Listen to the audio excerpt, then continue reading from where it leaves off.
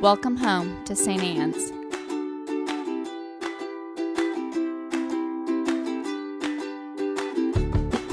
We want you to know that you're welcome to join us at 10 a.m. on Sundays. Please be sure to hit subscribe to receive our sermons.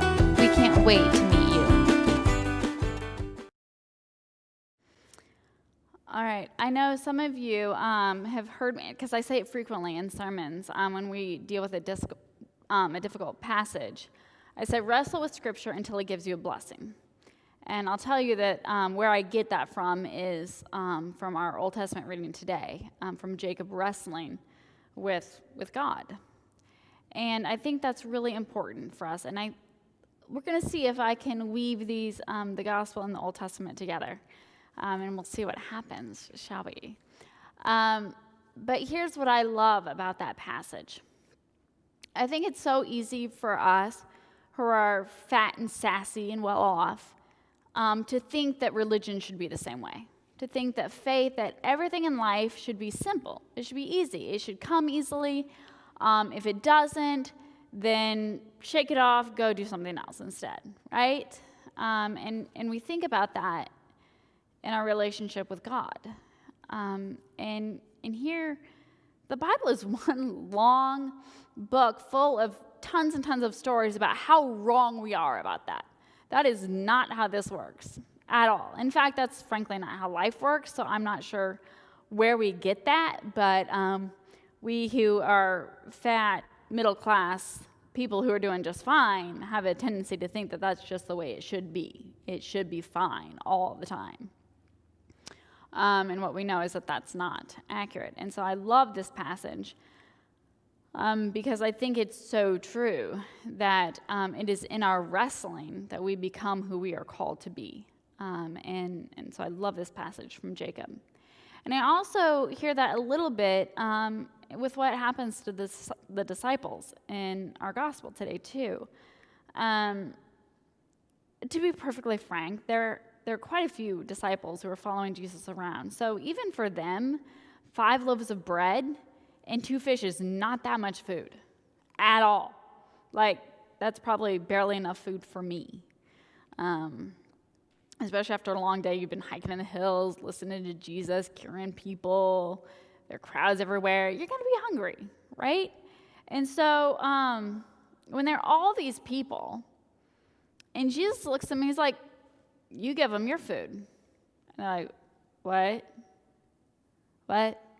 That's literally all we have for like the 12 of us. And you want us to, no, this is ridiculous.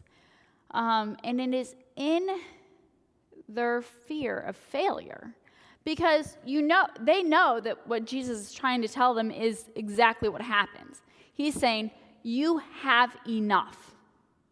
You have enough. It is time for you to take a risk. It will be enough. They know that he's asking them to perform a miracle. They know that, but they don't have faith that it's going to work out that way. They're worried that they don't have enough. Even for me, it's not enough for me. And I am not you, Jesus. I am not capable of great miracles and of these big things. And what if I fail? What if what I try to do is a total and utter failure? Then what? Because I'm doing it in front of all these people, and they're going to judge me. God help me if they laugh at me, right? And don't you and I have these same overwhelming fears, these fears of failure? Not just failure to ourselves, because let's be honest, most of us are our own worst critics, but fear that the rest of the world is going to judge us. And then what? And isn't that also what Jacob is dealing with too? This fear that, what if I lose? What if I fail? What does that mean? What if I'm not strong enough? What if I don't have all this stuff that I have cloaked myself in having? What if all my wives, I don't have a ton of wives personally, but Jacob did. Good for Jacob. I'd love a wife. I would love a wife. But so Jacob takes all of his belongings and he puts them off to the side. He sends them on. He has nothing. This is the ultimate in risk, right? He is stripped away completely, much as the disciples are stripped away completely in front of all these people. All they have is this one little thing. That's it. That is it. What a scary place that is for you and for me and for them. What a scary, scary place to feel like everything is stripped away and we have nothing. And what if we don't have enough to be who we've claimed to be? We all fear that, right? What if this entire time we've been frauds? What if Jacob is a fraud? What if the disciples are frauds? What if you and I are frauds?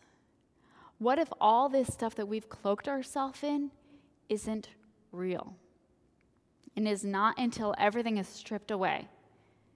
It is not until the herds and the servants and the wives, it is not until all Jesus' miracles are stripped away that is when they become who they are called to be. Jacob becomes Israel in the wrestling, in the stripping away, and the nothing left. He's got a limp because Jesus punches him in the hip, or God punches him in the hip, whomever, the angel, knocks his hip socket out. That hurts. And he's all night long, stripped away of everything of who he is, what he believes himself to be, is stripped away. And in that moment, in that very moment of risk and vulnerability, Jacob becomes Israel. It is in the very moment of the fear for the disciples of what if we fail?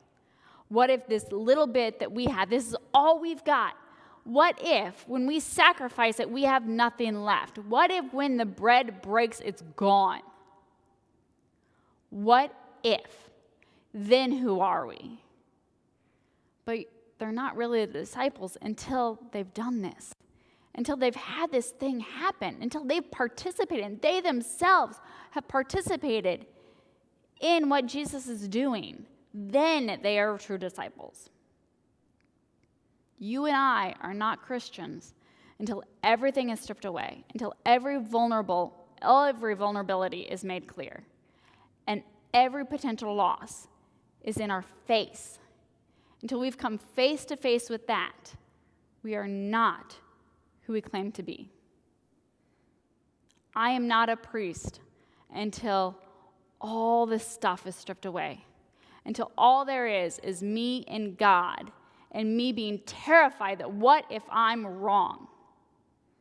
I'm not ready to lead a parish. I'm not ready to preach the gospel. I'm not even ready to pray until I have gone to that place. You and I are not ready to do the things that we are called to do in this world until we've stripped it all away. And that's so scary. It is so incredibly terrifying to take those risks, to see who we truly are, to rip all that stuff away, to send all the herds and all the awesomeness, all of our titles, all of our fancy clothes, all of our cars, all of our fancy houses, all of that stuff has to be sent away. We have to be able to put it aside. We have to be willing to risk that the rest of the world will judge us, will hate us, will laugh at us. And in that moment, when we can do those things, when we can really, truly wrestle with God and who we are called to be, we will become who we are called to be. You and I are being asked to wrestle. And it's a daily wrestle because we just don't know what tomorrow brings. We're not even sure what happened yesterday, are we? I mean, I'll be honest, 2020 is nothing but a horrendous blur in my mind. And do not get me wrong, there are plenty of high points too. But it's insane. It is absolutely incredibly insane. I'm not sure I've been more of a priest than I am today. It is not until everything is stripped away and you and I fear the greatest things, that everything is gone. And if everything else is gone, who are we now? I'll tell you who we are. We are God's. We are God's. And in this wrestling, in this stripping away, in this sense of vulnerability, you and I will become true disciples.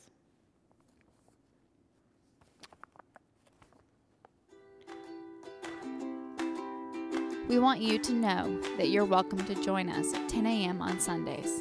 Please be sure to hit subscribe to receive our sermons. We can't wait to meet you.